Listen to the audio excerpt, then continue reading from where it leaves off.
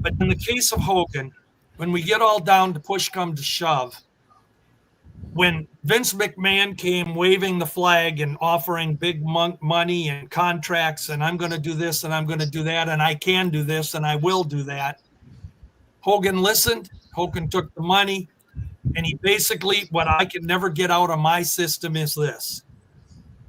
They had taped 4 weeks of television, which they did all the time, 4 weeks in advance. So Vern's show Around the Horn, and when I say Around the Horn, I'm talking their territory, the AWA territory, 10, 15, 20 cities.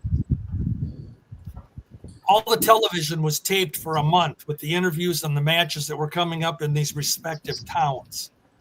Hogan was advertised on all of them. Hogan was to appear on all of them. And he decided, the hell with you, Vern, I'm not going to do it. And when he was asked why, he said, Vince is paying me more money to stay away. Now, I grew up in a world where my word means something. And if I gave my word to somebody that I was going to do something, unless I'm in the hospital or in a casket, I'm going to do it. That's me. I realized that business isn't always that way. And I worked in the banking business. I know there's some cutthroat stuff that goes on. But that really, to me, that told me a lot about the Hogan character. And again, I don't fault the man. He went where the money was going to be given to him. He went where he got the biggest guarantee. And, as we say, I think it all worked out for the better. Wrestling turned out great for him.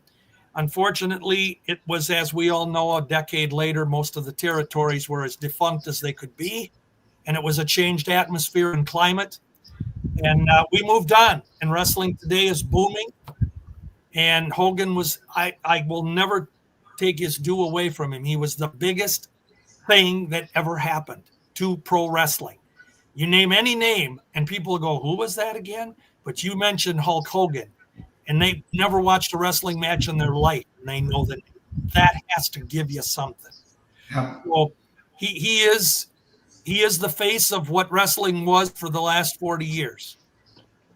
And should he have had the title? I just will say no, because I think when he would have gotten it, if he had the belt, one thing I'm always stuck in my craw is